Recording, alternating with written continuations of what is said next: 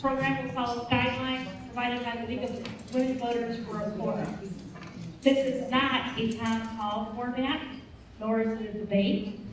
That means that everyone will answer questions that come from me. After the question and answer period, you can have your coffee and the cookies will be released in the back. And if you'd like to stay and chat with candidates at that point, you can. It just was brought to my attention that several of you aren't sure of your ward. For those of you who don't know, my name is Laura Leonard. I'm the director of the Twinsburg Public Library. There is a very simple way that you can stop and you stop at the library desk, they'll look you up, they look up your voter registration and tells you right what your ward is. So if you'd like that kind of help, that would be great.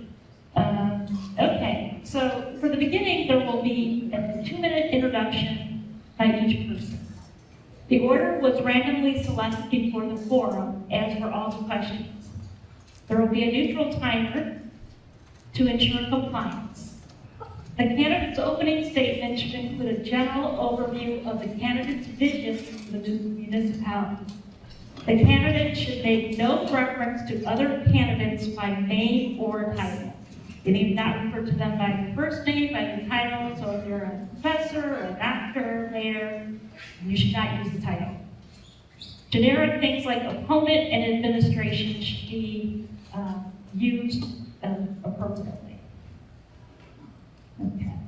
So, for introductions this evening, and the questions will go from left to right from the audience's view, not my viewpoint.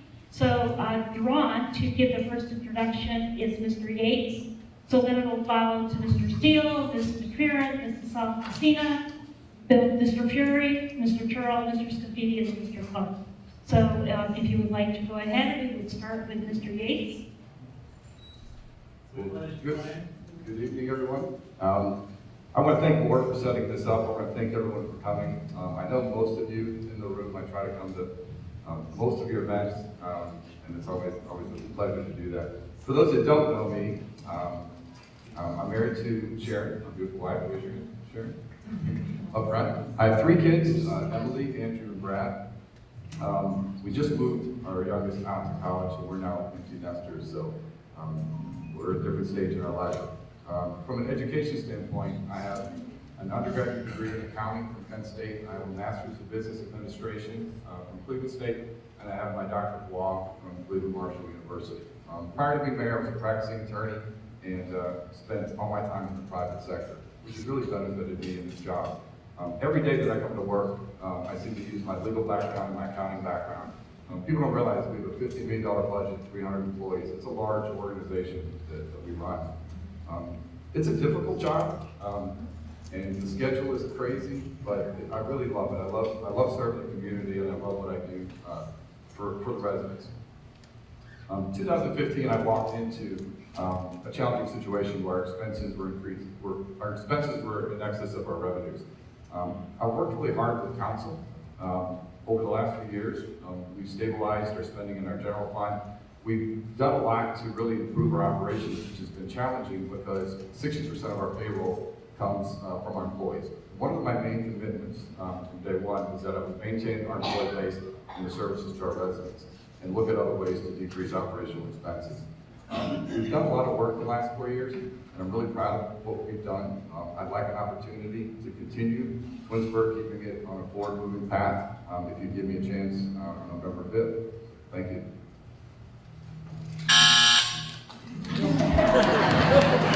We have a basketball scoreboard back there, so it's kind of cool.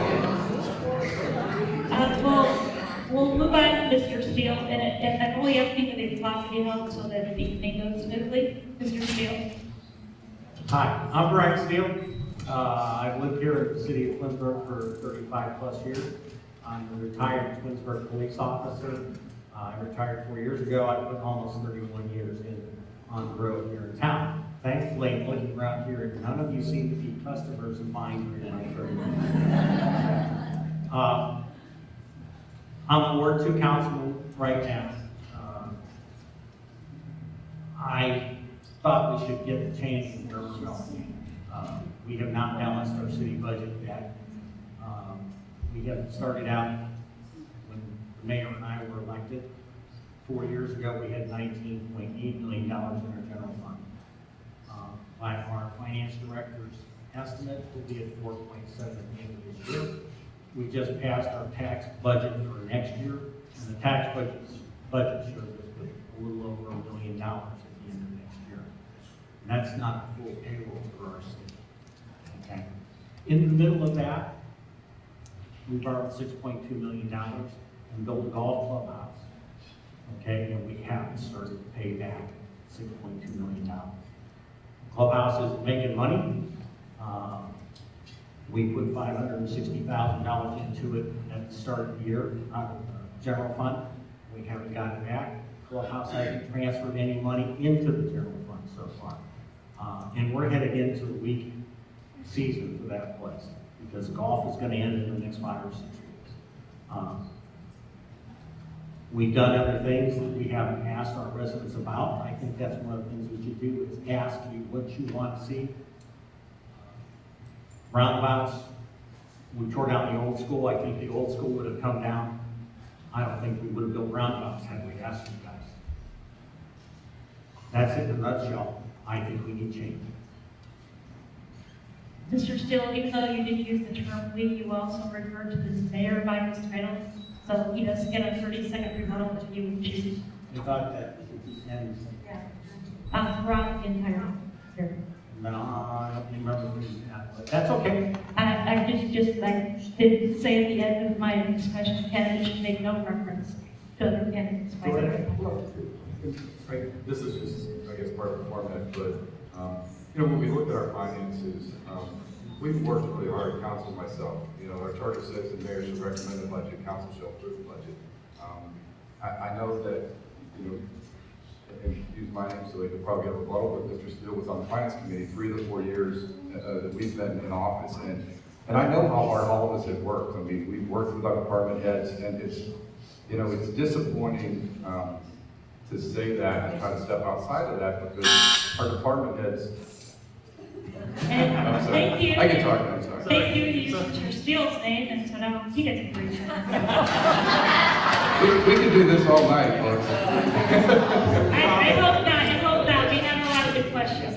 I promise, hopefully, we'll get everybody else talking too.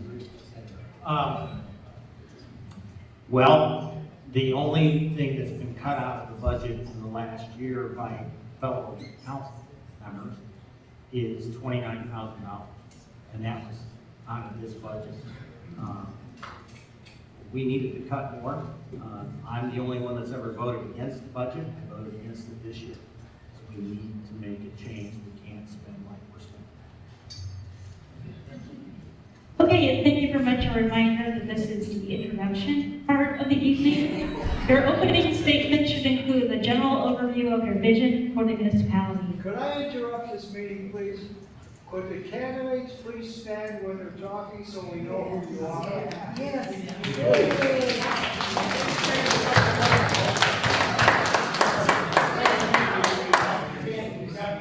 You gotta be so close to the microphone, sorry. Maybe stand up before you speak so that they put it in your face. And now the introductions of Ms. Joanne here, please. I'm Joanne Heron. So for the neighbors, I want to thank you for being here tonight. I am the current city council person for Ward 3. And I'm here Please give her a chance. and I'm here today to ask you to support my re-election. What you know about me is I'm that realtor at Giant Eagle. What you probably don't know about me is I am a mom. My 2 children, Brad and Amanda, went through the Twinsburg schools. I am an empty nester. I am a senior, and that's not a high school senior. I graduated from Cornell. I chose to make Twinsburg my home, and I have lived here for over 26 years, for all the reasons you love to call Twinsburg home. I have been a cheerleader and supporter of Twinsburg within the real estate community by being a sponsor of such key events as the Taste of Twinsburg, the Freedom 5K, and high school scholarships. Over the past 4 years, not only have I served on council-appointed boards and commissions, but I'm also the vice president of the CIC, a director of the Friends of Twinsburg Parks, and an active member of the chamber. I have lots of energy and enthusiasm. I feel like I brought a fresh perspective to council, sometimes welcomed and sometimes not so much. I helped initiate the citywide CPR training days and changing the fire hydrants from green to red for greater visibility. I work with council, the mayor, and our law director on a balanced budget, road improvements, the clubhouse, and downtown redevelopment.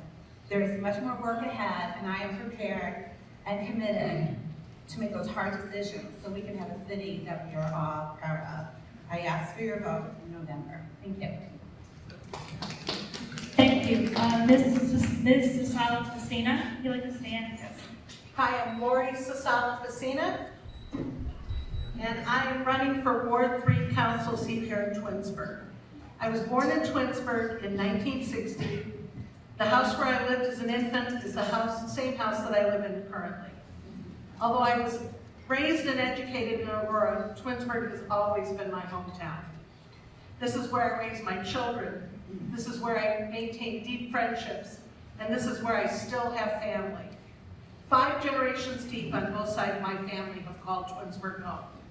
I'm a graduate of nearby Hiram College with a BA in the social sciences and a concentration in political science. While I have no desire to be a politician, I would gladly welcome being a civil servant representing my neighbors in Ward 3. Twinsburg has, for many years, navigated a changing landscape while managing to live within its means. Twinsburg has lived in the present, looked to the future, and honored its illustrious history until these last 4 years. But now, we've become financially imperiled. I've been propelled to take action by challenging the incumbent for the Ward 3 Council seat. 4 years ago, Twinsburg had a surplus in our general fund of nearly $20 million. That's our safety net. Now the majority of that money is gone. Deficit spending and impudent expenditures have extinguished the surplus. This has to stop. We've done frivolous things such as spending $6 million on a clubhouse using a bond issue that is tied to your property taxes. Outrageous. We must move our city back to financial health, and we must listen to our taxpayers and voters, for that is who we serve. Thank you.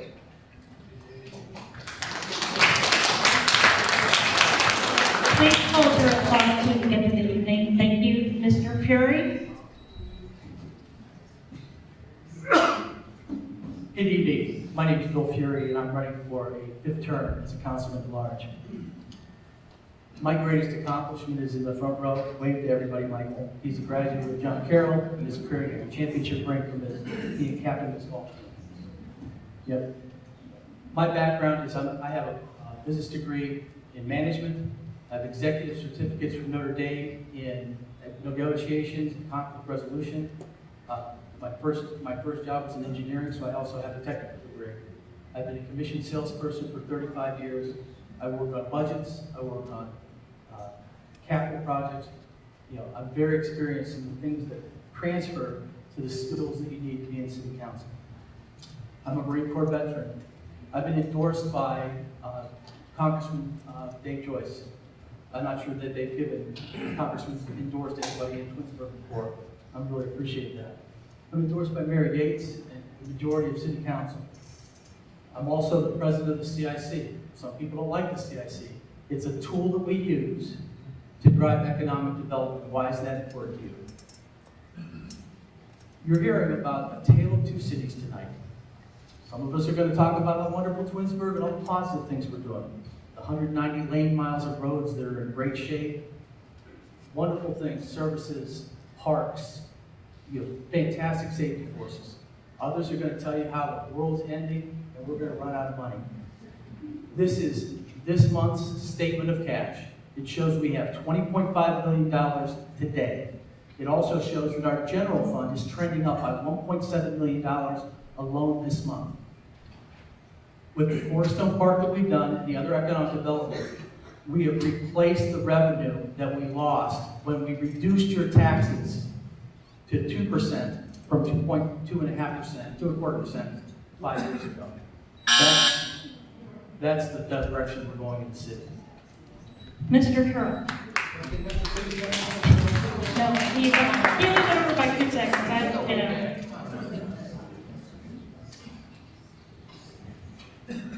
Hi, Twinsburg. I'm Mike Troll. I'm running for council at large. I didn't know we were allowed to bring spouses of children, but I brought my mom. There's my mom back there. Everybody knows Francis Turl. Lived here since 1957. I've had 4 addresses in Twinsburg. Edgewood, Glenwood, Sunview, Forest Lake. I haven't even left work one. I am very well familiar with Twinsburg with all the great things and this and that. Unfortunately, we have a lot of big problems right now that we need fixing in our government. We spent $16 million of our $20 million from our general fund. That's 80%. If you had $20,000 in your bank account and you spent 16, you're going to have some big ticket items. We don't have anything really to show for it. We have a new golf clubhouse that's hemorrhaging money at a rate of $70,000 per month. And nobody got to vote on it. We need major upgrades at our fire station, or we need a whole new fire station altogether. We need a new fire truck, we need new water lanes, we need water lines, we need roads repaved, we need other roads rebuilt. We have this CIC that someone is very proud of, is that okay? That makes secret deals with favored developer friends. It drains money from our general fund, has accomplished nothing in 6 years, and those monies could be doing a lot better things like buying a new fire truck that we need. It's all about wants versus needs. I gotta skip because I'm running out of time here. So we have 4 candidates that are running for re-election in this government right now. With a combined 40 plus years of all these people, 40 plus years, and we've fallen into this financial mess in 3 short years. They ran on the promise of financial responsibility, and what they have given us is fiscal recklessness. It's not going to happen with the same people. It's time for change. Thank you. Mr. Scafidi. Hello, I'm Sam Scafidi. I'm the Ward 1 councilman. And I'm proud to say that I'm serving in my 4th term on city council. I believe it's extremely important that we maintain councilpersons with experience in local government and know the importance of working as a team. Personally, I've had a rewarding career in local government for over 40 years, serving in various positions from administrative to legislative. I'm extremely proud of our accomplishments in Twinsburg during my tenure and have plans and future goals I would like to achieve. Some of our accomplishments include water line replacement program currently going on, solutions to our flooding issues, sanitary and storm sewer replacements, several road reconstruction projects throughout the city and the ward, construction of Kent State, Cleveland Clinic, and the University Hospital, along with redevelopment of the former Chrysler plant, creation of a citywide sidewalk repair program, all at no cost to the homeowners, and last but not least, construction of the Glen Eagles Clubhouse. My future goals include completion of that water line project, development of a vibrant downtown area, East Islandwood Bridge storm sewer replacement, and there's some yard drainage issues throughout the board that we need to take care of. Our current council has been committed to providing the necessary finances, staffing, and equipment for all of our departments, so we can continue to provide our excellent city services for all of you. And I remain committed to that practice. Finally, it's imperative that we have a strong economic development program in place to attract new businesses to our community, and are financially responsible with our spending each and every year. I believe these two go hand in hand. Working in local government and serving the people of our community is not a new venture for me, but rather a lifelong commitment I made several years ago, and is the reason I'm seeking re-election to the Ward 1 council seat. With your vote, we can make that happen. Thank you. Mr. Clark. Hello, my name is Tim Clark. I'm currently running for City Council for Ward 1. Good evening, Twinsburg residents. Thank you for having this event for us this evening. My vision for the city is to restore our voice and vote. Residents feel they do not have a voice in the city anymore or a vote. I want to restore that. We need that in our city. I'm very concerned that we don't get to vote on stuff like the clubhouse. We didn't get to vote on the roundabouts. We don't get to vote on downtown development. It's all been taken away. We get to vote for levies and other stuff. Want to stop deficit spending. 3 years. Took us $19.8 million down to $4.7 million. In just 3 years, this is not maintaining financial responsibility. I want to afford to live here. That's why I'm running as a resident, not a politician. I'm deeply concerned with what's going on. Got to make infrastructure and maintenance a priority. Water line replacement included 9 water lines, all taking 22 years to finish. I don't think this is acceptable infrastructure maintenance. Our wants versus our needs. Our wants are too far up here. Pickleball court, clubhouse, than our needs for the fire truck and water lines and repaving of Ravenna Road in Ward 1. And it has to get done. We can't start setting that stuff aside. I want to vote for change for this November 5th. Thank you. Thank you, Mr. Clark. The Ward 2 council person is not here this evening, but Mrs. Walker is running on first. Okay, this is for the questions, regular questions will start, and in this question, Mr. Gates, and Mr. Steele will be second, and these were randomly chosen. So here's the first question the mayor will answer. Are you concerned or confident about the city's current financial position? Explain why, and do you feel that there will be a need for increased income taxes in the next 4 years? So, as Mr. Fury said, you're going to hear tonight, I kind of tell 2 cities. When I came into office in 2014, we kind of, and this is when we still had our income tax increase 4%. We ended up about $1.4 million with reserves. And when I took office, we lost that 0.25%, which added another $3.2 million to of negative revenue, basically, we lost. So we're about $5 million in the hole starting in 2015. Things that have changed, our health insurance has gone in 2012 from 2.1 million to 3.5, that's 1.5 million.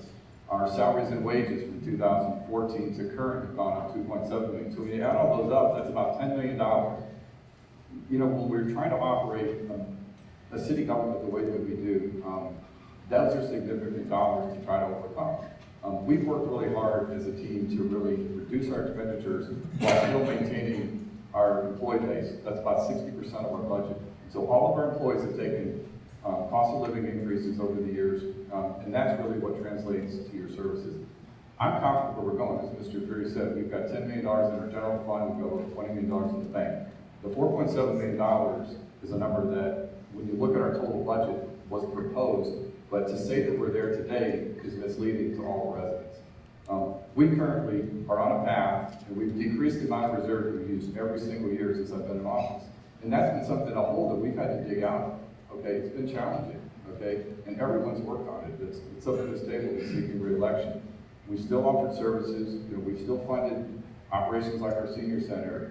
All the amenities that we fund in town, yeah, they are some amenities. We have a golf course, we have a fitness center, we have an amphitheater. We have all these things that add to the quality of life, which is my main goal, is to add to the quality of life of our residents. Okay, that's important, and that costs money to do. And so, as we look forward, we're going to have to potentially look at the revenue side of it again. Mr. Steele, do you need the question repeated? Do you need the question repeated? Sure, thank you.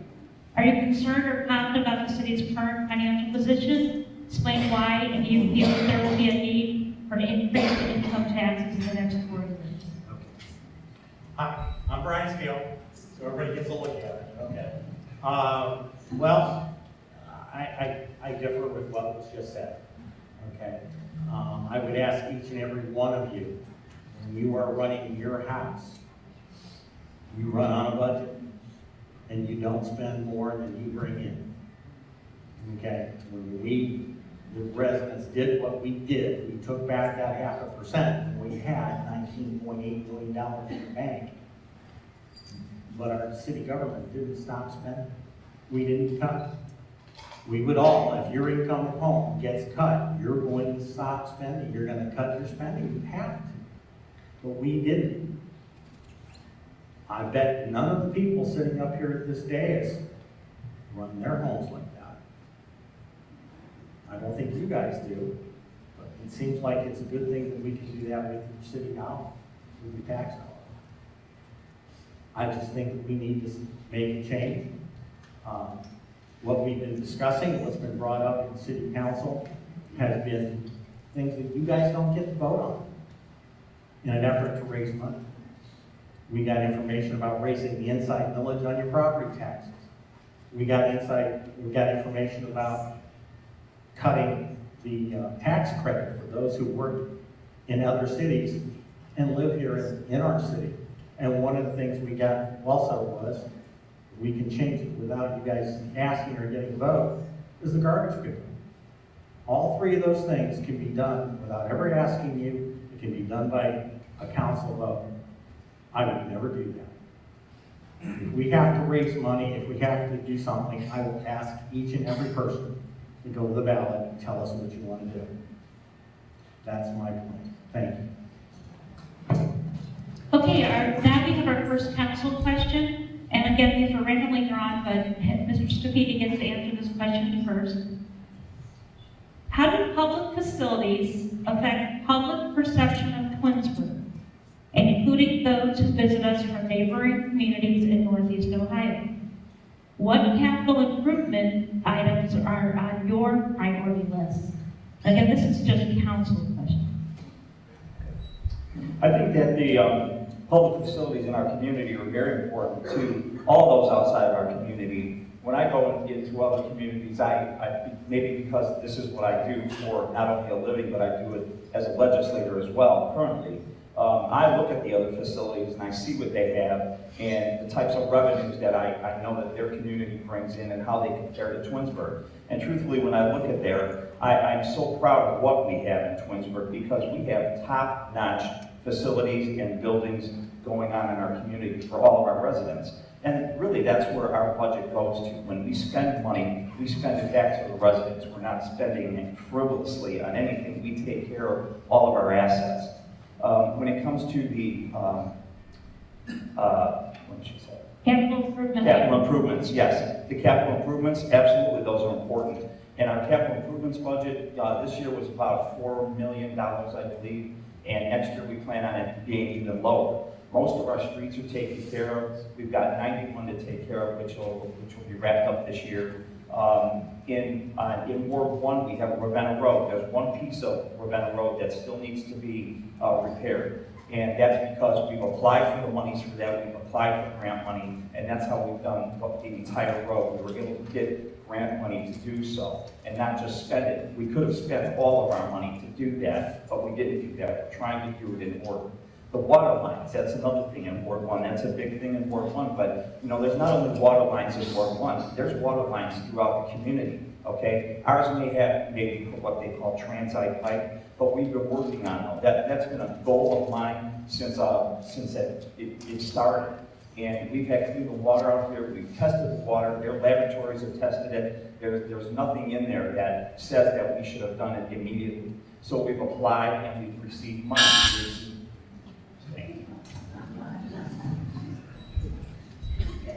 Mr. Clark?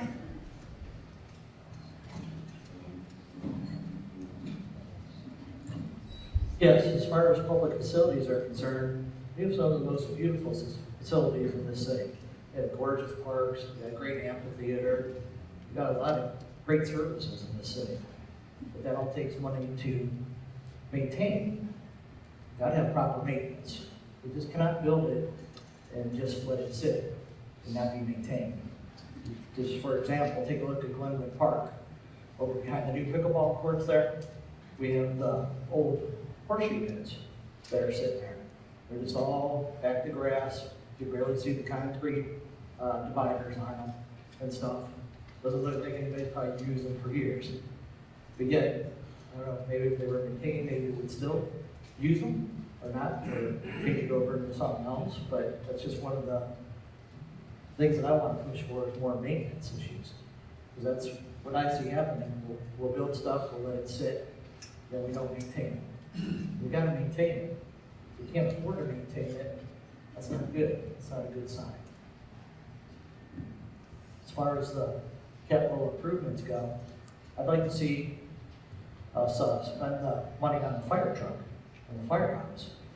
You know, we can buy the fire truck for $600,000, but now we have to lease it for $850,000 over numerous amounts of years. And I mean, if we have the money and it's sitting in there, then why aren't we using it? Why aren't we buying the fire truck for $600,000 instead of leasing it? That's just one of the examples. I think that's just a bad sign. Thank you very much. Mrs. McPherson? I'm not going to stand up. I don't know that I can say it any better than Mr. Scafidi said it. You know, our public facilities and the public perception of our community, those are reasons why our housing is in high demand. We have had a shortage of housing it's been a seller's market for 3.5 years. People want to live in Twinsburg. They appreciate the amenities that we have. I have seniors that are moving back into the city because of the amenities that we have for the seniors. So yes, there is public perception of our city. The new clubhouse, I've held events there. We've had, that is an asset to our city, and I do believe that it will generate the revenue that we're looking at. We have to make some hard decisions in terms of who's managing it, we will, but it has great potential. And the capital improvements, as was stated, we're at $4 million this year, it's down for next year.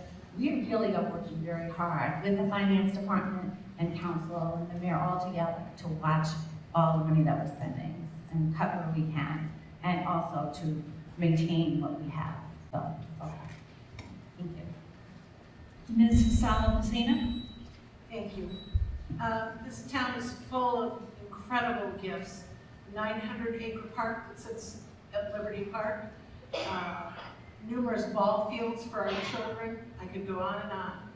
But what we're not addressing with the second part of the question in capital improvements is they want to talk about capital improvements while we have a $6 million bond outstanding, and those who are responsible for paying for that, if it's not paid for, are you, the taxpayers in the city, because it's attached to our property taxes. So it's really hard, and I agree with Tim. Most of you know that my mother's sitting in the audience, and she was a firefighter in this town. We need our city services. We need fire. We need police protection. And all of those buildings need help. So we need to address this. And again, this does not mean that I'm not painting a rosy picture of my city.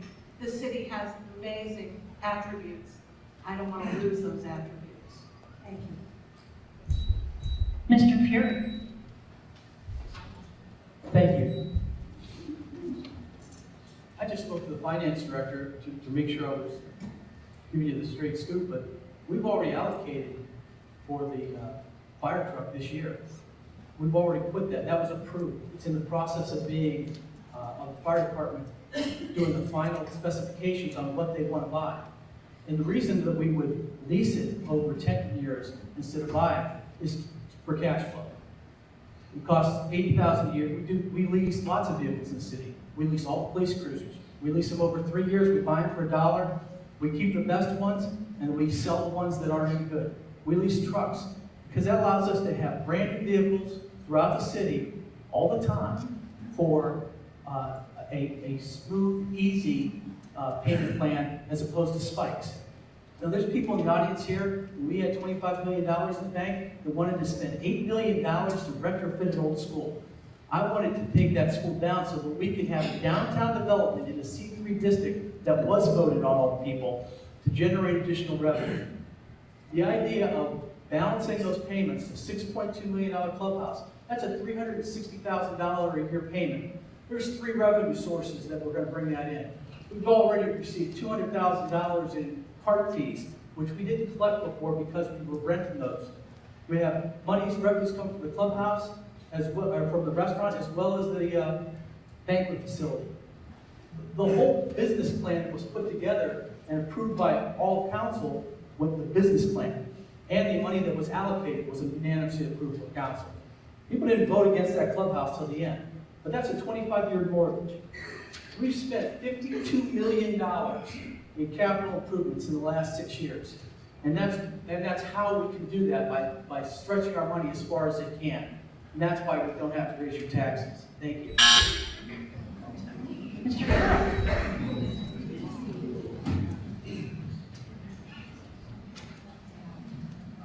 Yes, we have a lot of great things in our city. I've seen progress over the years. It's nice to see Parisi Amphitheater used as it should be. Infrastructure, absolutely without a doubt, infrastructure. Wants versus needs. Clubhouse, firehouse. I don't know about you, I'd rather have my police and fire well-equipped with the best of everything and not have to use a drop of it, rather than have these guys show up at my house and they don't have the equipment, or they're not well rested because they're in a firehouse that has fuse. 2 years ago, Fire Chief Morgan, came into council and said that we need a new firehouse, or we need $6 million of upgrades. It was never even addressed, and we pushed right through for this clubhouse that is hemorrhaging money. Nobody got to vote on it. I thought I heard someone say that people voted against it at the end, but I don't ever recall any of us ever getting a choice in anything. Infrastructure. Talking about the water lines. Yeah, we got water lines here, there. Glenwood Acres water lines. I've got this report from 2007 from our city of Twinsburg government. Sorry, it's a little small, I can't read it like the other guys.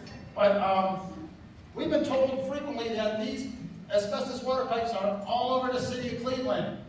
This is a report from installations. Sorry, again, it's very small. I can show you later. Installations in Cleveland Water District service area.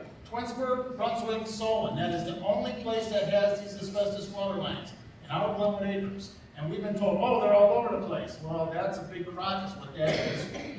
We started this water line replacement project in 2001. Slated not to be done until 2023. That's an entire generation has gone through. Why is it taking so long to remove these things when their life is, the life of the pipes are over and need to be replaced? Well, it is an election year, so we're hearing about the asbestos pipes again. Thank you. Okay, the next round of questions is for the mayoral candidates, and this time, Mr. Steele gets to start. The city does an excellent job providing services to senior citizens.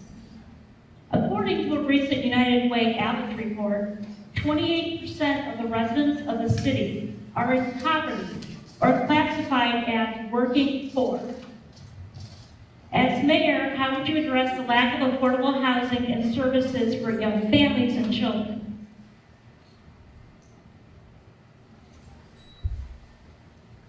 There's only one way. We are an expensive community to live in.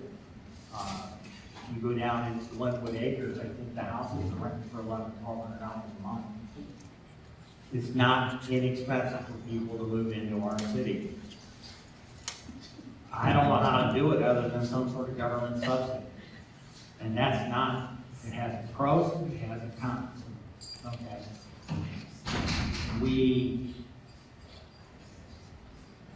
I don't know how you do it. The working poor and then the other people, they're right. The United Way report, when I read through it, it's something I've been saying for years. We went through a period where we created all kinds of jobs, and those jobs were fast food restaurants at minimum wage. And now there's a lot of our, when we were kids, who worked in fast food restaurants? High school kids. Now drive-through McDonald's, drive-through Wendy's. It's our generation. Some of them in there are our generation because we are trying to put everything together. We have to work. It's not fun.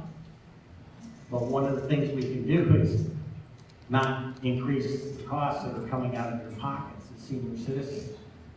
As I said before, we've looked at things in council about You don't get to vote on them, they'll take money out of your pockets. The inside millage on the property taxes, you don't get to vote. You don't get to vote on whether or not we make you pay for the garbage pickup. That's another 40, 50 bucks a month. And then the last one is gonna be the tax credit. Now, that may not work, affect some of you, because hopefully you don't work outside the city. But that's what's going, and your costs are going to keep going up. I don't know what else to tell you, folks, that's what's happening. Thank you. So, does everyone understand what the Alice report is?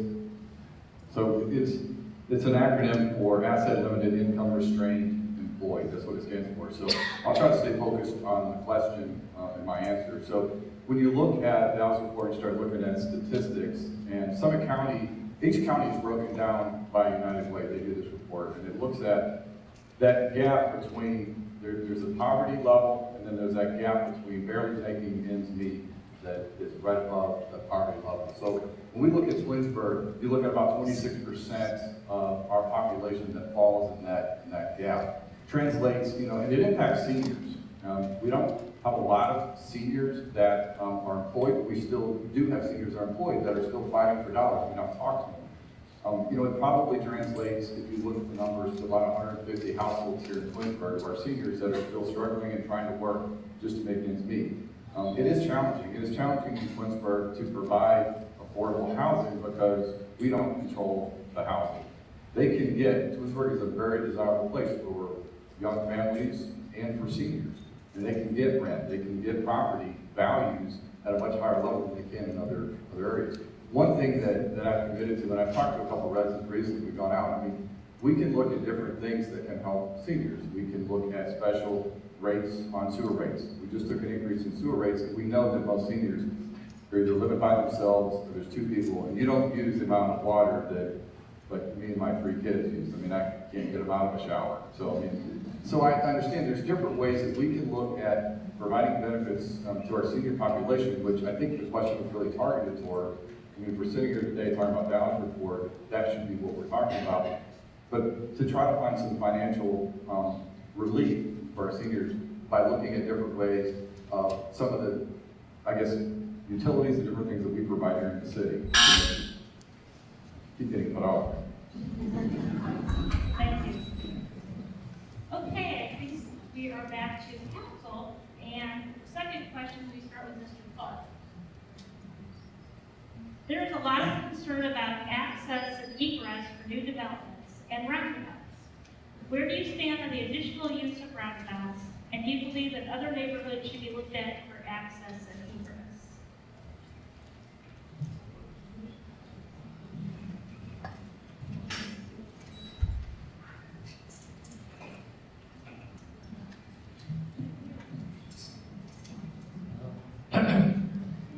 Sorry about it, elegant speaker, so just bear with me.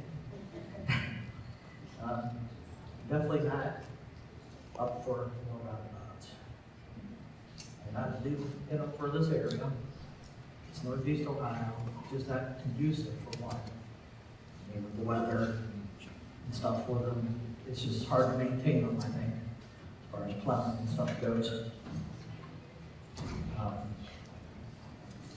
don't think it's worth taking out good intersections and replacing them with roundabouts when you don't have to.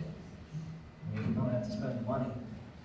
Why replace a great intersection? It's already working good. And keep the people safe. And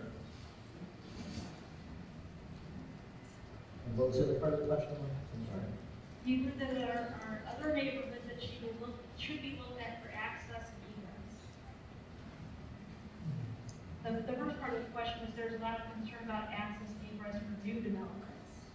And you believe that other neighborhoods should be looked at for access and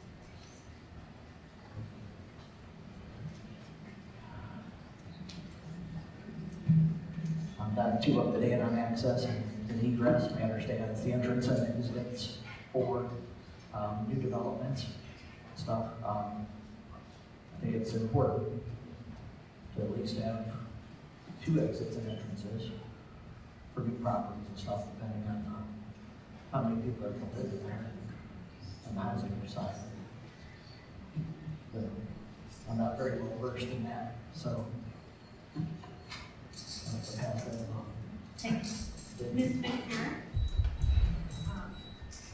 The access and egress for new developments and current development, the safety of our residents is foremost. And with all of the new developments, the police, fire, engineering, and the building department are all consulted. They don't just randomly have a developer come in and throw a plan out there. We need to make sure, and we do, that the police feel that they have the proper access and that the fire department has the proper access. Not where some developments that exist that are concerned with this, and we would certainly look at that. But I know in terms of the new developments that people are referring to, we do take that safety aspect very serious. And then the roundabout, I haven't heard talk of anymore. That's all I have to say about roundabouts. Thank you. Mrs. Salvacina? Yes, thank you. So, I can understand Tim's reticence to try and answer the ingress and egress. That's, I'd like to have a little more color and see exactly. I'm not an incumbent, so I don't know exactly where we're going to have this next development or what kind of ingress and egress we're going to be dealing with. But I can tell you that it's always a problem on what we call feeder streets. And in my ward, I live on a feeder street on Cannon Road. And right now, it's already almost impossible during peak traffic hours to get in and out of driveways. You talk about safety issues, it's a concern. So if I were in council, I would like to see where those new ingresses and egresses show up and deal with it then. As far as the roundabouts, Mike Turtle, I guess he gets rough. And I'm usually good about not messing with the rules. There is a glossy of this city's redevelopment in downtown, and there are 2 roundabouts that are on that at Route 82. One at the end of Cannon Road by Romeo's Pizza, and another where the glass place is. Not 1, but 2. And I cannot imagine what it will do for the months or years that it would take to redesign that bridge over Tinker's Creek and implement 2 more roundabouts. And I've driven in Europe. I've driven on a lot of roundabouts. I don't think it's necessary in our little town. Thank you.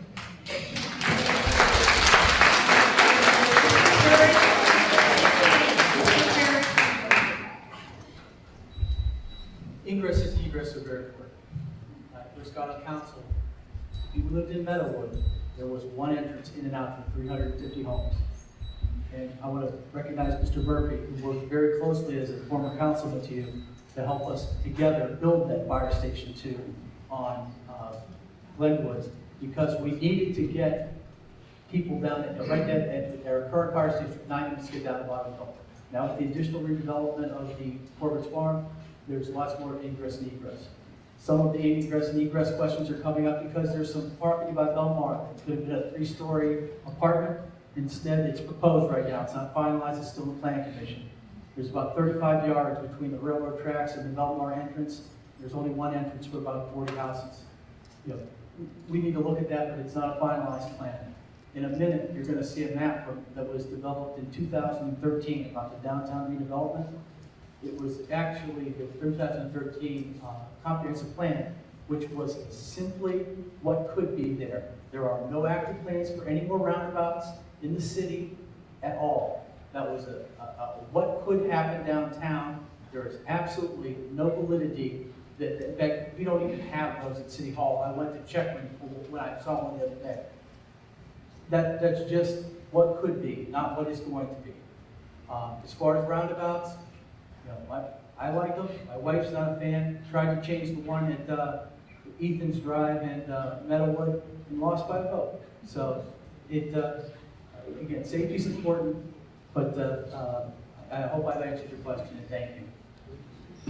Mr. Turner? Yes, ingress and egress is very important. I find it very interesting how these developers come in and there's a little patch of grass over here and they get in there and they build and jam as many homes as they possibly can, and then they have to get 16, 17, 18 variances to cram as many, even more in there. Yes, this is a shiny glosser. This is not possibly what could have been. The city spent a lot of money developing this thing. You know, the reason that there's no more City Hall is because I pass these things out all over town. Every time I would show somebody, then they wouldn't give it back to me, and I had to keep getting more. This plan does show 2 roundabouts down here at Point, and Ms. Sasala forgot to mention the one at Maple Drive, with all of these buildings getting torn down, all of these properties that will develop into rentals. Yeah, they're not going this way because they finally heard enough that people don't like this.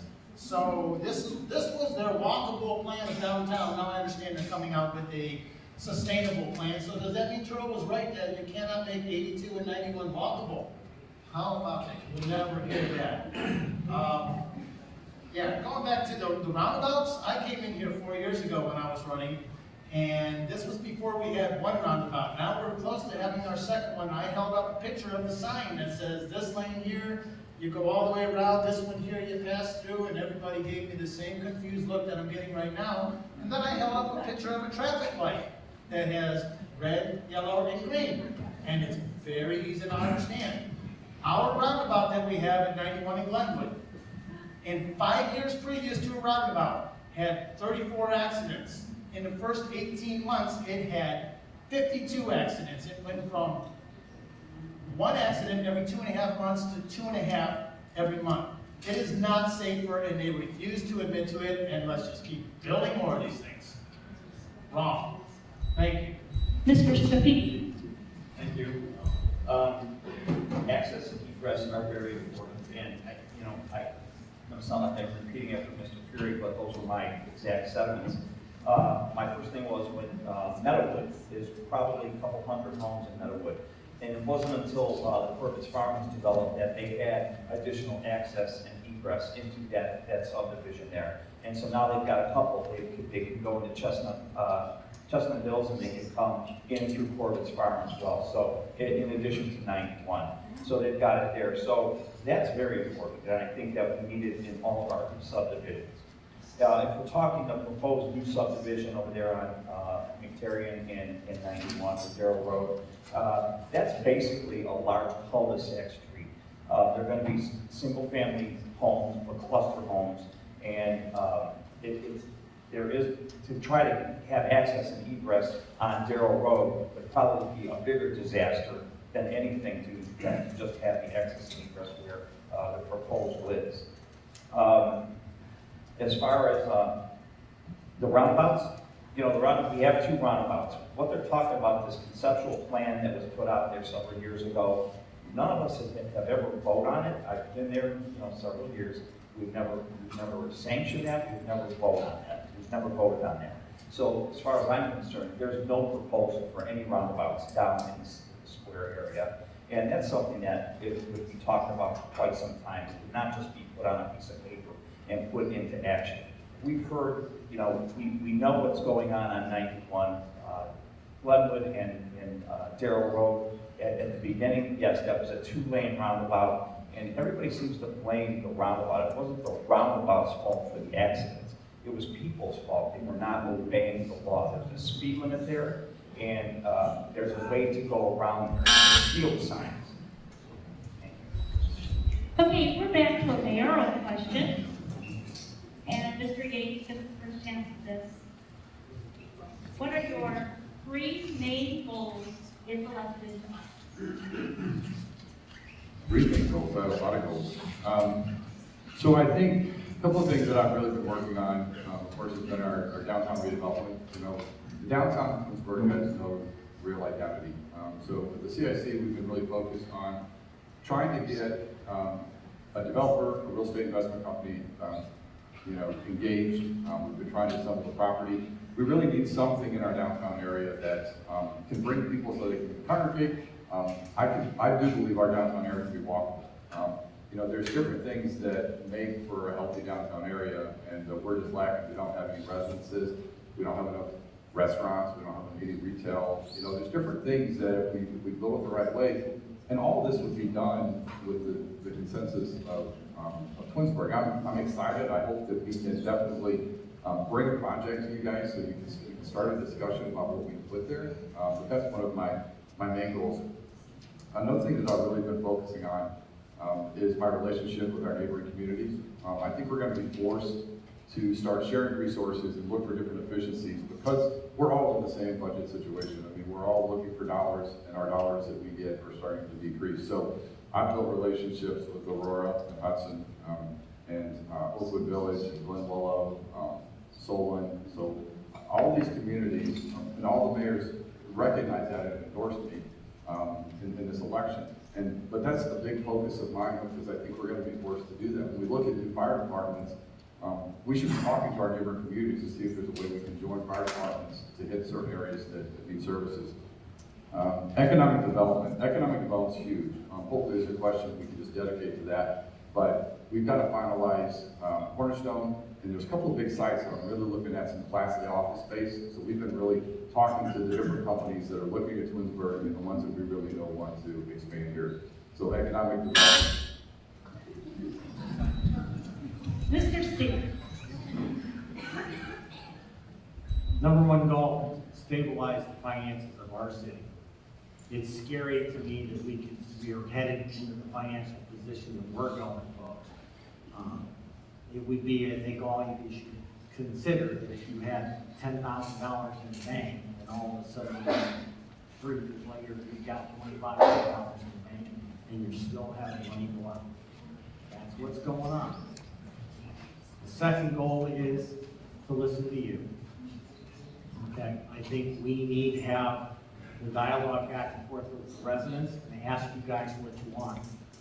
It sounds to me that if we've asked about roundabouts, instead of forcing them to go in, we probably wouldn't have. That's what we need to do, is talk to you, the residents, and ask you what you want. It's your tax dollars. I don't have an ego big enough to go out there and say that what I think should happen in our city is the best thing going. It's not. I listen to you. The third thing is the economic development that we're talking about down at the square. The CIC, we put over $600,000 into that since we started it. They've managed to buy 4 or 5 lots down around 82. They've managed to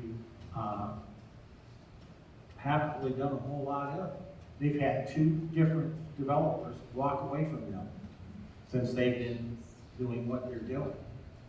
We can't afford, I don't think I would continue, we give them 50% of our bed tax, and we do that by city ordinance. That's how it's funded, the majority of its funding. We could use that money and pay for the $86,000 lease that our fire department fires. Okay, the next council question actually will begin with Mr. Turl, and then it will go to Mr. Scafidi and Paul Wade. There are several homes and businesses in desperate need of paint and landscaping. What can and should be done to prevent blight and to help homeowners get their property improved? Well, we don't want to get the CIC involved because they'll just want to knock them down. What I had a concept for was that we take some of that surplus fund that we have, but it's pretty much all gone, so this idea was good 3-4 years ago before the current administration came along. But I wanted to take some of our city funds that are sitting there at a low interest rate, 0.0016%, 16 basis points if I'm correct. It's a very small percentage. And what I was wanting to do was to use these to fund some kind of loans for homeowners, for permanent improvements on their homes. If you need a roof, if you need a driveway, you're not gonna go and buy a new Corvette and stick that thing in your garage with this money. These are for permanent capital improvements on your home. So we could make these loans at 2 or 3%, which would be a lot lower than you might be getting from a bank, but it would be a lot more than we could make on the money sitting there in the funds doing nothing. That would be one thing that we could do to help keep the neighborhoods from going blighted. My original thought of this was for Glenwood Acres because it's the oldest neighborhood in Twinsburg, and I'm so proud of my own neighborhood, how it has kept itself up over the years, but now you got some of these homes up in Ethan's Greens that are now 20 years old, that are needing roofs, that are needing windows, and it could be another way that we could help. It's genuine community improvement. This Community Improvement Corporation, it's, I had a Bedford councilman tell me it's basically legalized corruption is what it is. We're taking city money and city funds, and we're putting it over here in a little secret society that I went to one of these meetings, and here's our coffee maker, here's our donuts, and we're going to executive session, so you have to leave now. And they're taking our city money and our city lands, and they're doing who knows what with it. Mr. Stevie?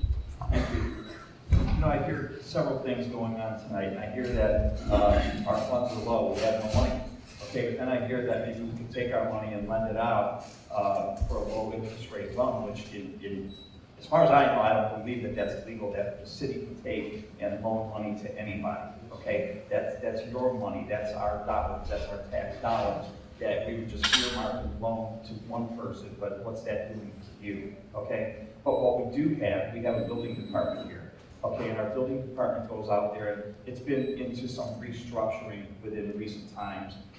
They've hired a new property maintenance person that's going to go out there and take care of these properties. And really, we have property maintenance codes here in the city. And truthfully, I think we just need to make sure that they're enforced properly and that they're followed up on. When there's a violation put out there, we need to go back out there and follow up on that violation. They're given so long to make sure that things are taken care of on their property.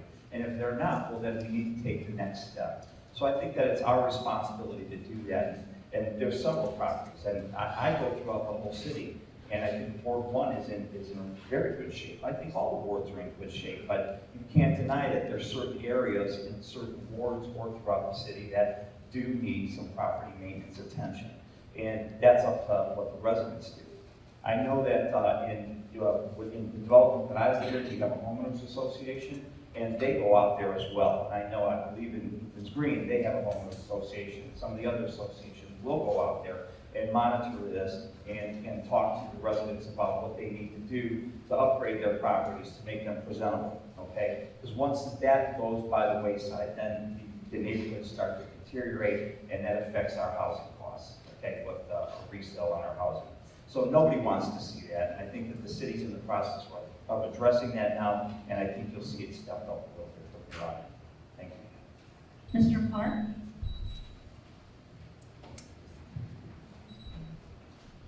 Yes, in addition to maybe the city helping out and not spending more money, I would reach out to our local churches. Just for example, my mother-in-law, when my father-in-law passed away, she had a hard time keeping up with the house. It's a ranch in Glenwood Acres, and it was in need of a lot of work. Painting, bushes were overgrown, and we didn't even reach out to anybody. Our men's group from our church got together, and they bought the paint. We came with all the tools. I had some tools available, and they came and helped. They scraped the house, helped repaint it, helped trim down all the bushes, and it was quite a sight to see. It touched my heart dearly. And I think there's a lot of churches in this community that would do the same for our seniors, or just for anybody that's in a hardship. Because we don't know who's in a hardship. We drive down the street and we look, and you might see a really dilapidated house, and you've seen it for a while, and we complain a lot about it. Like, man, why don't those people do something to that house? But do we ever bother just to walk up to the door and ask, what's going on? What can we do to help? And I think that's what we need to do more of. We need to reach out to our neighbors, fellow neighbors, and just say, what do you need a hand with? Whether it's cutting your grass or trimming some bushes or touching up your house or anything else that they might need. I mean, people are really good at deep down inside. And that's just, I think, one way we can do this without spending any money. Thank you. Thank you, Mrs. Fearon. I guess there's a couple parts to this question.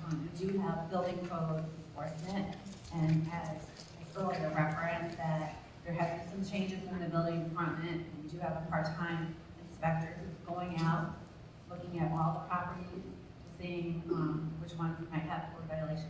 The good thing about Twinsburg versus some other communities that I work in is that we really do try to work with the residents in terms of their need, and take into consideration the season, health, finances.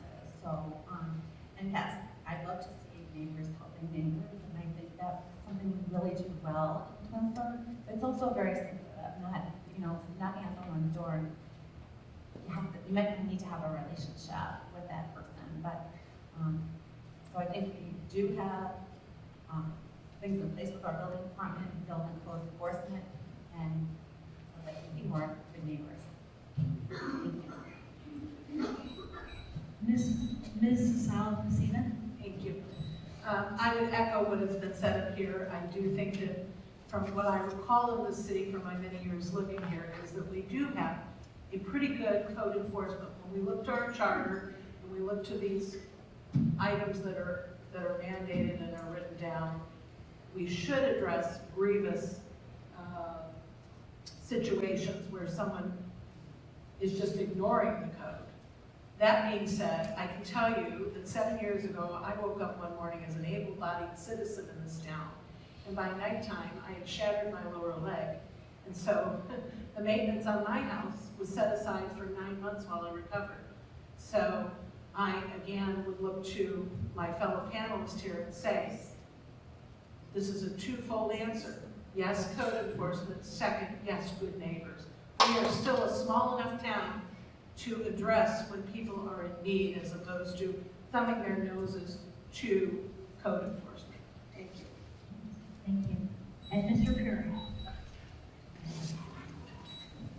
Thank you. Mr. Speedy and others that answered this question. I'd just like to clarify a few things. In the back of the room, that's Sarah Buccigrass, who's our finance director. Wave to everybody, Sarah. She's really good.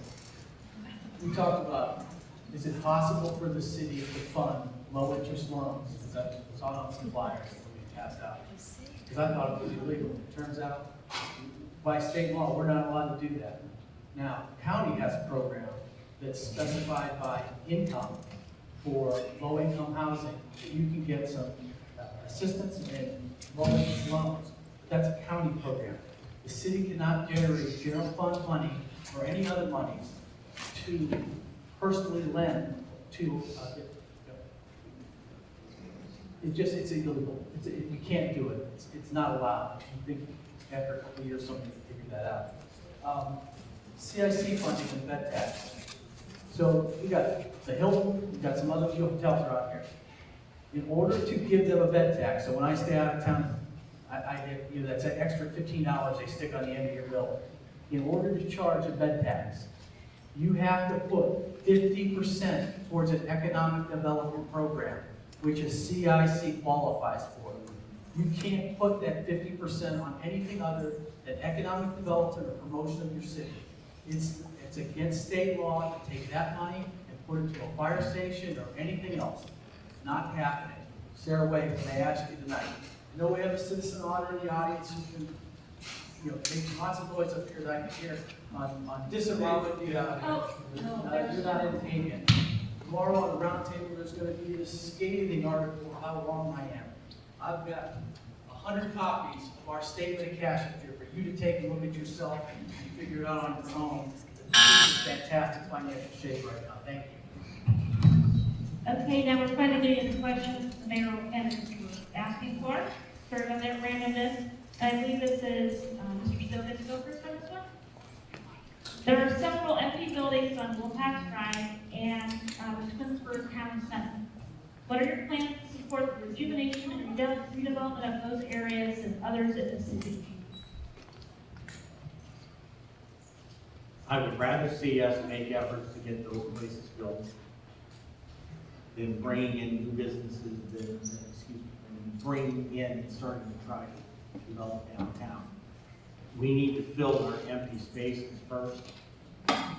What I don't want to see is a brand new shiny thing down in the city center. It's going to steal businesses from existing places, give them a deal for a couple of years, and then raise the rents, and the next thing you know, we lose the businesses we have in town. To answer something earlier, forget who it was, but somebody said that we have $10 million in our general fund. We probably do at this moment because we still have 3 months left in the year. We haven't spent everything yet. So $4.7 million is what the budget says it's going to be at the end of the year.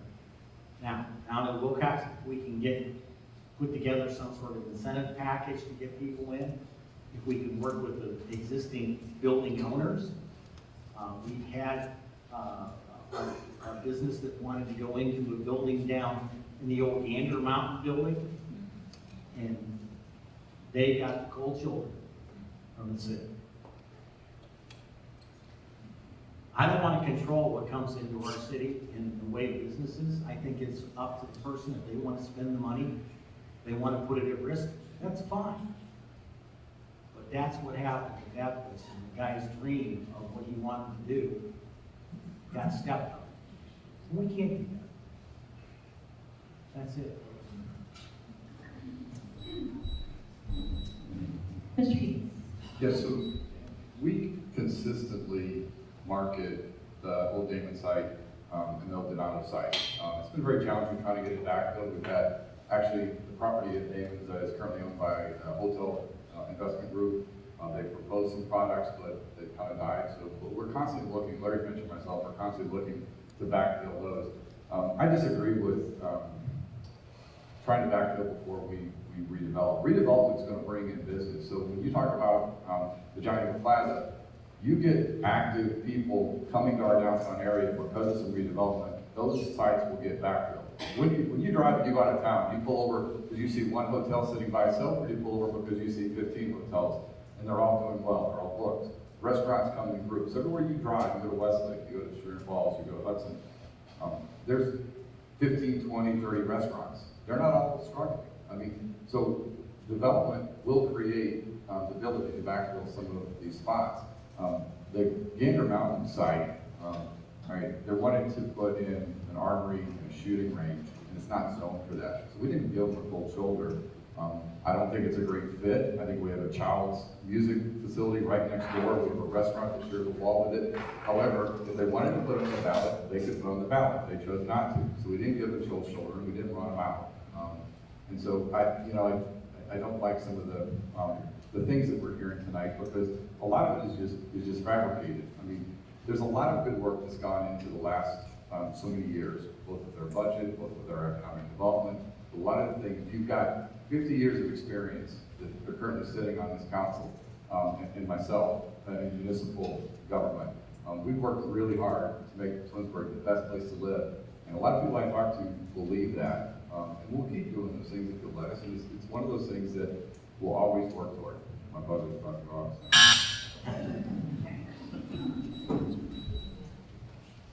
And our final council round starts with Mr. Perry. This is what happens when things randomly, because you would have thought this would be the first question. But what are the 3 top priorities for your ward? If you're an at-large candidate, what are the top priorities you have for the community? I'm an at-large candidate, so I work on the entire city with the mayor and with my economic development board. My long-term goals for the city are to update our fire station 1. We also need long-term to do a retrofit of the service garage. Our roads, we have 190 lane miles of roads in the city. They're rated as good or best. The reason that Ravenna is not going right now is because it's in too good a condition to get grant money. And the way we spread our money out is we work on grants. If we can get grant money for a project, we'll wait a year or two to resurface that part, especially when it's in good shape. I want to continue to work on economic development. Obviously, there's some vast differences in the way we see the CIC and ways to develop downtown. I would like to correct one thing. There are no secret meetings on the CIC. There's a website, there are minutes, We go to executive session simply to discuss purchasing of items the same way the school system board does, the same way the council does. That is an untruth. Want to continue to work on Chrysler, on the Chrysler facility. In fact, if there was a success story in Northeastern Ohio, it's how fast the city was able to take a closed Chrysler plant, work with people to clean up the site and get new businesses there. We only have about 66 acres left, and we're trying to get more professional buildings there as opposed to warehouse.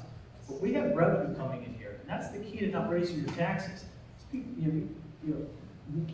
Somebody said that we're going to spend more of our general fund.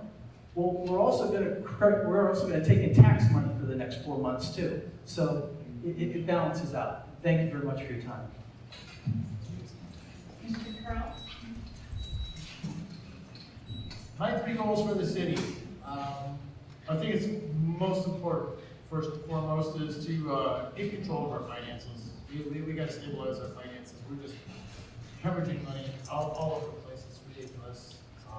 We need to do something with this clubhouse fiasco that we got. It's losing $70,000 a month, $70,000. It loses on average. Has better months, has not so great months. I really want to develop some kind of transparency in our governments. We have, yes, we have a secret society, legalized corruption, CIC. I will stand firm on that. That's exactly what it is. Anything that can be done in the CIC can be done through the Department of Community Planning and Development. That's in our charter, item 7.11. Anything that can be done there, and it's all open and public. They choose not to use that. They choose to do it in their little secret backroom meetings that they can do whatever they want. I will abolish the CIC if elected. I will abolish and take that $680,000 and stick it and buy us a new fire truck, because that's what we need. Excuse me? It's illegal. It's illegal. No debate. Thank you. Do I get that 10 seconds back? Hold the clock for 10 seconds, please. I'm interrupted here. I want to, yes, open up the government, get rid of the CIC.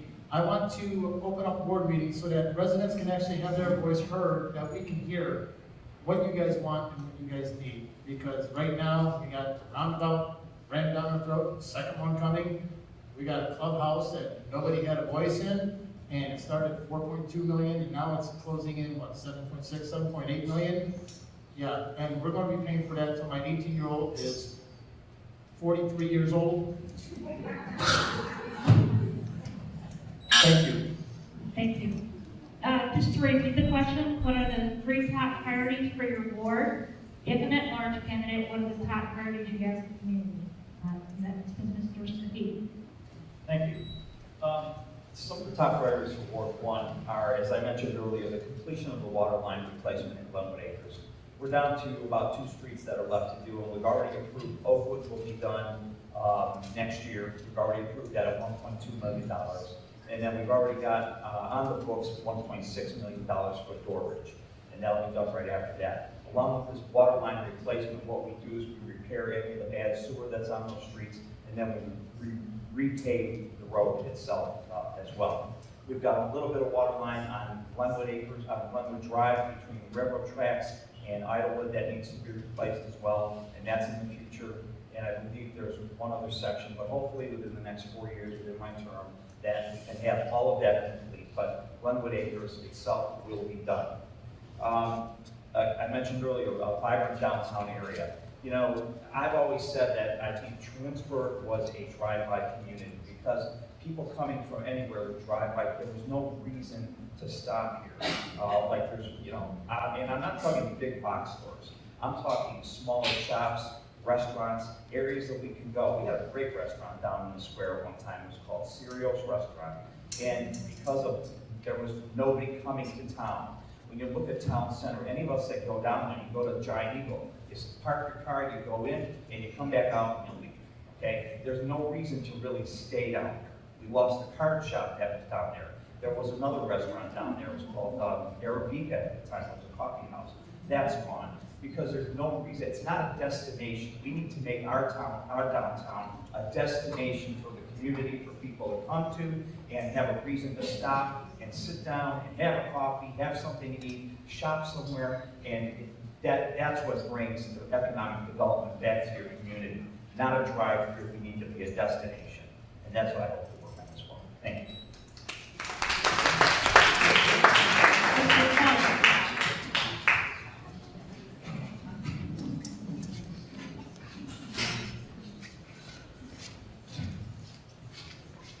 Long-term, for my ward, I would like to see the water lines completed.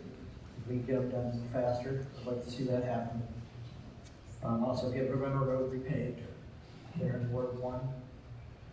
Also, something long-term in the Ward 1 I'd like to see is also maybe a skate park at Pleasant Park, back there where the go all the way in the back. We have the old exercise equipment back there, and it's all starting to rust out and fall apart back there. I thought that'd be a nice section back there if you could create like a skate park, or like a skateboard park and stuff, something for the kids to do. Right now, I see a lot of them going down the streets on the hills, on the back roads and stuff, and I don't think that's too safe for the kids to be going down the middle of the road on a skateboard, with the cars coming up the other way. So I'd like to see them have something to enjoy. And since Sam brought up the Giant Eagle, I'd like to see Giant Eagle, since we have empty stores up there, maybe we could approach Giant Eagle, and we've got the car store next door that's gone, and Arabica and stuff all on the other side. Maybe we could approach Giant Eagle and get them to build a bigger Giant Eagle, like take up the card store and take up the stores on the end, and redo that store. So, I'm hearing a lot of complaints about it, because they run out of food, or they don't have enough on the shelves. They run out of food and stuff. That's not a good thing. That means you're probably not big enough anymore. I was in the grocery business for 17 years, so I realized, don't have enough shelf space, you can't service the people properly. So I would like to see Giant Eagle expand and get a nicer store in here, so we don't have to drive all the way over down. That's a cool brand new one. District, or the one on the site. Thank you very much. Thank you. Ms. McPherson? I'll try standing up. My name was mentioned. May I have a question? Oh, I'm sorry. I didn't catch that. Thank you. Yes, again, when I was talking, and I ran out of time, but making Twinsburg a destination where people come in, that's what fills up those empty spaces down there in that shopping plaza, okay? It's not just going to Giant Eagle, getting in your car and leaving. So if we have people in our downtown, coming to our downtown with a reason to be there, you will see those spaces rented again, and they'll be vibrant again, and there'll be businesses in there again, and there'll be places for us to go, and that'll wake up the downtown area, that'll bring it all about, and that's what we're trying to make it walkable and bring people to downtown. Ms. McPherson? Well, it's hard to follow the other councilman who speaks so eloquently, you know what I mean. So yes, I'd like to see us continue to work on city finances and safety. And as I said, that council has worked very hard to scrutinize our budget, and I want to see that to be continued. We are income tax driven, so building our downtown that happens to be in my ward is a priority for me. And I would like to see us become a destination city. In regards to the CIC, it is a nonprofit. It is set up under the Ohio Revised Code 1702 and 1724. That's how North Canton, Avon Lake, Sugar and Falls, University Heights was able to do their downtown development. So it's not something that we've made up. It is a tool for cities to use. I am passionate about our downtown being a destination. I'd like to see more young professionals come back to our town. And then big companies, when they want to relocate, they are looking for quality of life for their employees. So we get corporations, and we have to have something more to offer. That's all I have. And this is Thank you. Balance the budget, listen to the voters, balance the budget. And I will take the remainder of my time to address this elephant in the room that keeps coming up. I hope every one of you in this room knows what the Community Improvement Corporation is. It is not a part of your city. It is a standalone entity. And whether it is bed tax or other monies, over $600,000 of your money has been moved to this Community Improvement Corporation. I can educate you, but you can also educate yourself. So you can look on the website and look in January, $93,000. January 2019, $93,000 from the city's coffers into a separate entity, and the leadership on that entity is very similar to your current incumbent administration. Why do we need a separate entity to do the city's business? That's it. Thank you. Okay, our last round of questions is hopefully taken,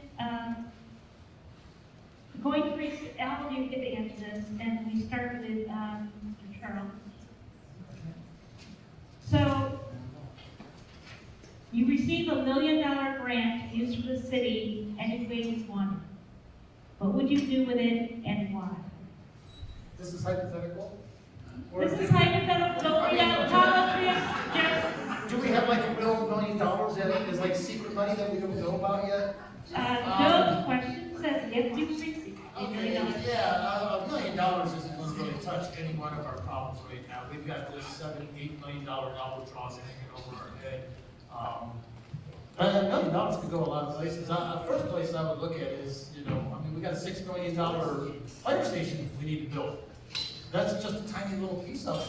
That's not going to do anything, but that need was pushed aside for someone else's wants of a nice big shiny castle up on the hill there. What would I do with $1 million? Well, I think everybody knows I like my parks, because that's something that the residents everybody can enjoy.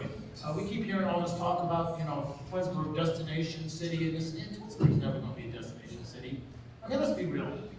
We don't have a casino, we don't have a wild water kingdom, we don't have a professional. We're a bedroom community. We're a place where people live and enjoy these things for ourselves, and then we go to work somewhere else. We don't have to deal with all that crazy loud nonsense. I don't know about you, I don't really mind driving 10 minutes to Solon, or into Bainbridge, or to Macedonia, or to Hudson, and there's all kinds of crazy traffic there, but we don't have to deal with all that nonsense in Twinsburg. You can't make something into what it isn't just because you put shopping there. But, Hudson, Macedonia, Bainbridge, Solon, they're not destination cities either. They're shopping districts. That's not a destination. A destination city is Cleveland, it's Canton, Akron, Columbus. They got big things that they draw. You're not going to just bring people in to go shopping into a store. So, $1 million? Yeah, I don't know. I'd find somewhere to do it. Thank you. Mr. Savidi, you received $1 million grant used for the city any way you wanted. What would you do? Okay, first of all, I say that between, I don't know about, I'm sure you and I, $1 million is a lot of money. There's no doubt about that. But when you're talking an entity like a city, that our annual budget's about $55 million, $1 million is not a lot of money, okay? And what I think that we should do with it would be reinvest it in our community, okay? That's where that money should go. There's not a whole lot that you can do with $1 million. I just mentioned our water line project just on Oakwood is $1.2 million. So that would take care of one street, okay? It doesn't go a long way with the city and what type of budget that we work out of. So it's not like our home checkbook, okay? I'll never have $1 million in mine, and I don't know, maybe some of you will, and I hope we all do someday, maybe we'll win the lottery, but that's what I think we need to do with that $1 million, reinvest it. Let's put it where it belongs. Let's give it back to the people here that have worked for it and that earn it and that pay the taxes here. Somehow, some way, we will invest that money to make it grow for us, that we can do more for our community and our citizens. And that's all I have to say about that. Thank you. Mr. Clark? Yes, I have to agree with Sam. $1 million definitely don't go a long way nowadays. We'll probably apply it towards either a new fire station or fixing the one that needs fixed. dedicating it to the new service garage, so the guys can work on their trucks and stuff with more room, give a nice new place. The thing we have to remember with grants is, it's, I know everybody says it's free money, which it is, but if you don't have enough, that grant doesn't cover that project, we gotta cover the garage. So that's the issue with grants. And grants are great, but you do get the grant, you still have to throw in your portion of the money to finish the project. So, I mean, we have a habit of going out and grabbing a lot of grants. But as far as throwing in our own percentage, that's where we're losing our money here, by throwing it in on the project. So, thank you very much. Mr. Gates. Thank you. I hear about the fire station, and yes, there's a need to upgrade our fire station. I've heard about our fire truck, and I believe we've already approved a fire truck, so we will be getting a new fire truck.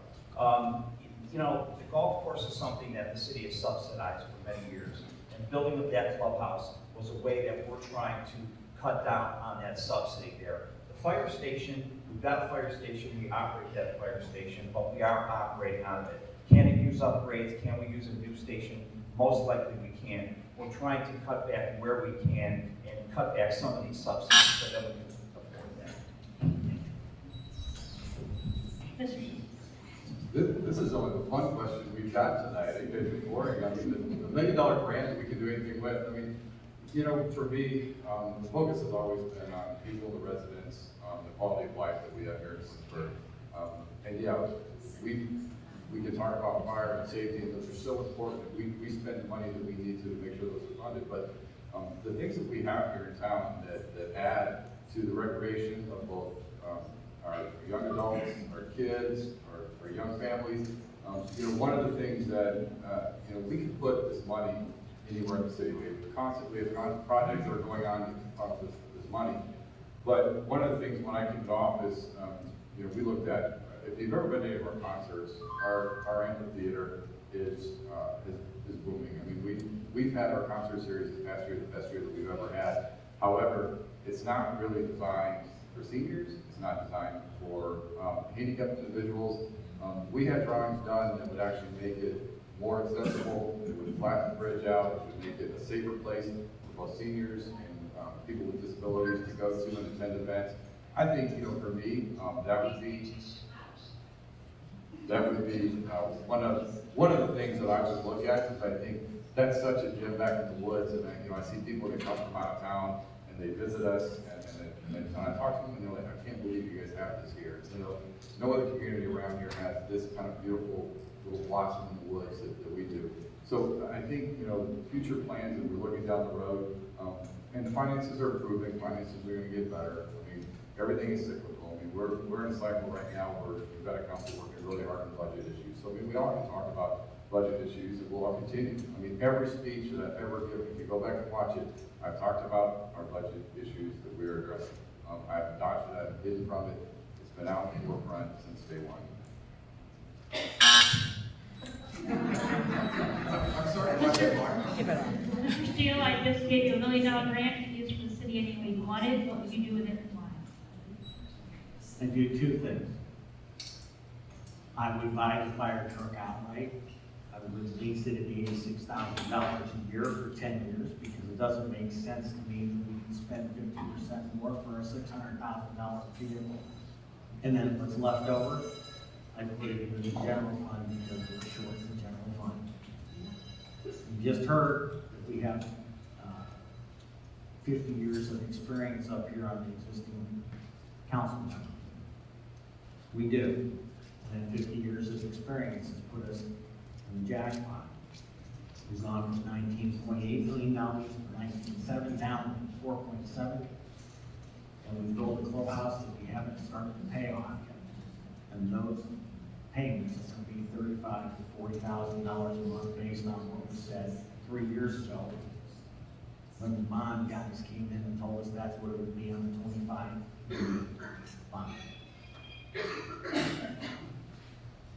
We face some big challenges. yeah, we can improve our revenue coming in.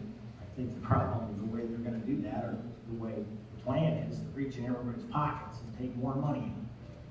When we did talk about the ALIS program earlier, we're all getting constricted on our funds. We all are doing it. That's happening to everybody that is out here. I used to say on a limited income, but now I say low income, because your income's not going up at the pace of what government's reaching in your pocket.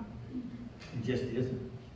Groceries are going up, everything else that we pay for, your insurance, your car payments, cable, everything's going up, folks. And we're gonna have the government reach in our pockets, our city government reach in our pockets for more money. Thank you. Ms. McFerrin? Well, I would have to say, echo some of the other statements, because $1 million in the city really doesn't go that far. Even sometimes just having a cost study is so crazy expensive. I would like to see more accessibility in the city. So I'm talking about the amphitheater, sidewalks, crosswalks, bike paths, and trails, just that we could have a more walkable city. And of course, it all has to be approved by council. Mrs. Salo? Thank you. So I had several years' experience with numerous nonprofits, and $1 million grant can be earmarked or unconstrained. So a lot of those things are hard to answer in this vacuous question. And I spent 35 years in the financial world, and I can tell you that $1 million is still a lot of money. It's interesting to hear up there here that it's not a lot of money. If you're careful with it, it can go a very long way. I have a handful of seeds in my hand. I can turn that into a field. What I haven't heard is, I know we're all seniors, I'm a senior, and I live in this community, but I'm guessing that a lot of you in this audience have children and grandchildren. I take that $1 million and I invest it in Twinsburg's children. I'm a product of this community and what happens when you grow your community, and you grow it carefully. So if I was lucky enough, after we balance our budgets, and I had an unconstrained $1 million, I'd invested in children, in after-school STEM programs, after-school art programs, anything that we can do to bring up that next generation that is going to inherit the city from all of us. Thank you. Thank you. And Mr. Pierce? Good evening. In order to get $1 million grant, I have to apply for it. If I applied for it, I'd have to tell you what I was going to spend it on before I got the money. So I had a hard time coming up with this out-of-the-box answer. I'd like to tell you that I can come up with $1 million in the next few years. On the ballot this fall will be rezoning for R5 at the corner of Glenwood and 91 to R5. My son's 22. He's dying to move downtown and be with the guys and have fun. He's going to leave me. I was going to leave my wife and I in an Ethan's Green home with a 3-car garage and a ½ acre, and I don't cut grass as fast as I used to. And I'd like to live in a condo of sorts, but you can't find it in Twinsburg. We're proposing some over by Bryn Mawr, but if we rezone that to R5, we could get a community that fits that area, and that land would be worth $1 billion that would go into our general fund. And we could do that. It doesn't hurt our schools, and actually on the numbers that came from the finance department, benefits the city. We're just a lot of time tonight. We're talking about, again, that tale of two cities, how bad the city is or how good the city is. Please take a copy of the statement of cash and look at the numbers for yourself. The city is rated with an AA2 bond rating or financial. That's like the same FICO score you get on your Discover card. It doesn't get much better than that. It puts us in the top 90% of financial stability. We are doing long-term installment payments on things to spread the money long-term. Just as some people want to pay for things in bulk. That hurts cash flow. We can do more if we spread our money long-term. Thank you. We are heading to with closing remarks. At the end of the question period is finished, each candidate will have 1 minute for a closing remark. The order for the closing remarks was chosen randomly. Believe it or not, Ryan needs to go first for once. If during closing statements a candidate refers to another candidate by name or title, as we've discovered, and Mr. Speedy has better hearing than I do, the subsequent candidate will be allowed a rebuttal period of 30 seconds. So again, this is your closing remarks, and you have 1 minute. Okay, if you haven't guessed by now, I'm kind of fiscally conservative on where we spend our money. And I think that's something that's necessary. 4 years ago, front page headline of the bulletin after the election said that somebody was elected because he was fit for fiscal responsibility. Fiscal responsibility is not going from $19.8 million down to $4.7. It's not having a $6.2 million debt hanging over our heads. What we do here in our city and how our city acts and how our police department, fire department work all starts in the corner office of City Hall. I can tell you that in there, I will change what's going on. I will change the finances to make this fiscally responsible. Thank you. Ms. McFerrin? I would just like to encourage you all to do your own due diligence to find out what's really going on in the city. You can do that by visiting or calling City Hall. All our city employees and department heads are very accessible. I've always encouraged people to come to caucus and come to our council meetings. So seek out the answers. I'm always available by phone call or email, as are the rest of City Council, and as I said, City Hall. And I'm just to say I appreciate your vote. Thank you so much. Thank you. 2 prior mayors in the city managed to navigate the challenges of the ebb and flow of money in and out of the city. And that, both of them were multi-year mayors. I believe in respect for those who paid the taxes of Twinsburg must be put first and foremost. We must honor the city's charter. And when the proverbial carrot is always dangled for new business and shouts of tax abatement to spur growth roared loudly, ask yourselves this: who will give an abatement to property owners in the city when the general fund surplus is gone? Make your voices heard and vote for change this November. Thank you. Mr. Fury? Good evening. I'd like to thank you for letting me talk to you for an eighth of the time for the last 2 hours. I consider it an honor to be on City Council, and I'd like your vote to stay there. I think with the group that we have right now, we're solving problems, we're overcoming challenges. Somebody mentioned the last few mayors. You know, I was with Kathy Prokop when we lost Chrysler, and we were in trouble, and we made the case to give you to raise your taxes by 0.25%. I was also here when we reduced your taxes back to 2%. That's $3.2 million a year. Our expenses went up, and we voluntarily lowered your taxes. You have the lowest sewer rates in the county. You have the lowest city property taxes at 0.6, and there's no intention to go forward. I must have missed the secret meeting that talked about having you pay for garbage, because I don't remember that. I'd like your vote. Thank you for your time. Mr. Turtle?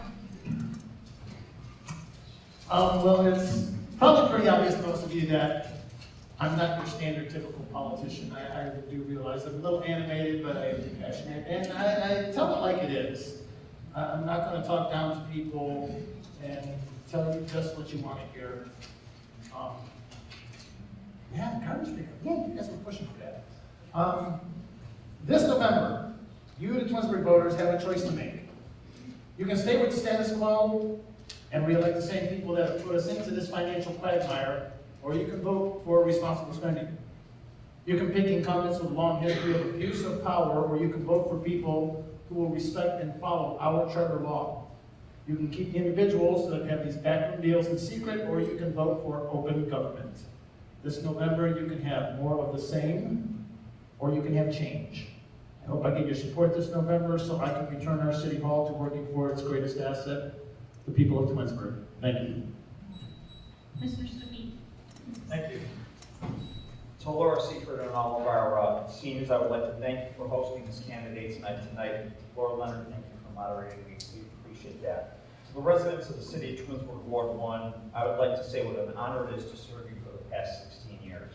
With your support, I will continue to do so with honesty and integrity. To our mayor and 5 of our council persons, thank you for your support of my reelection. I truly appreciate your support behind me. This campaign season, as always, I will remain focused on the residents and the city of Twinsburg. Together, we will move our great city forward. I'm Councilman Sam Scafidi, and I humbly ask for your vote on November 5th. Thank you very much.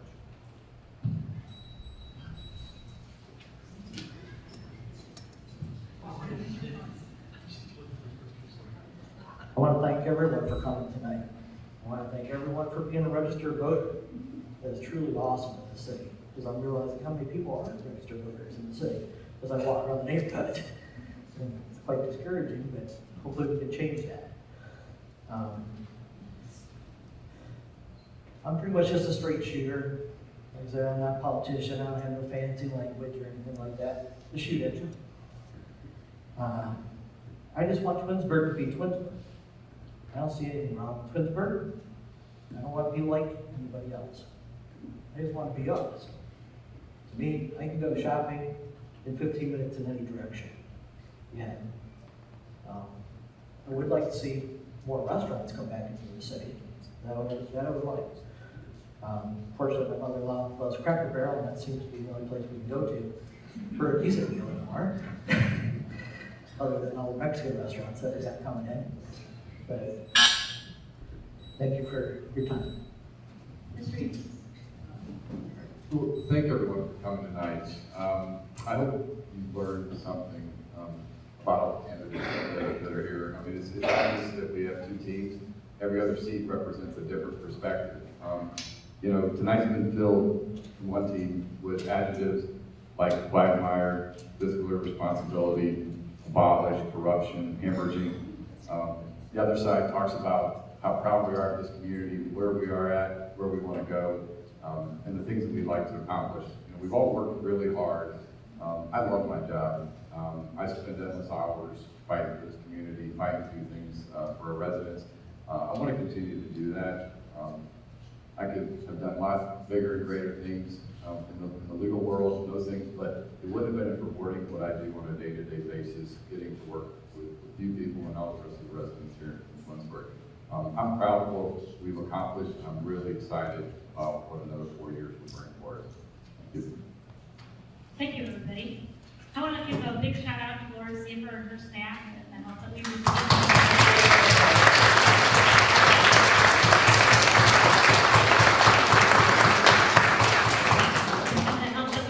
from IP tonight. I know Mark, I don't know if he has a fancy thing, but he has a very nervous job of keeping time. I want to thank all the candidates for their willingness to participate. Imagine you have to be up here answering those questions. I'm glad that they are thankful that they're taking an active role in our democratic process with any bill. And you did the same thing. You took the time to be informed, so thank you. Laura would like to let you know that there are cookies and coffee. I don't know if there's any coffee left, but if you'd like to stay and have that and chat with the candidates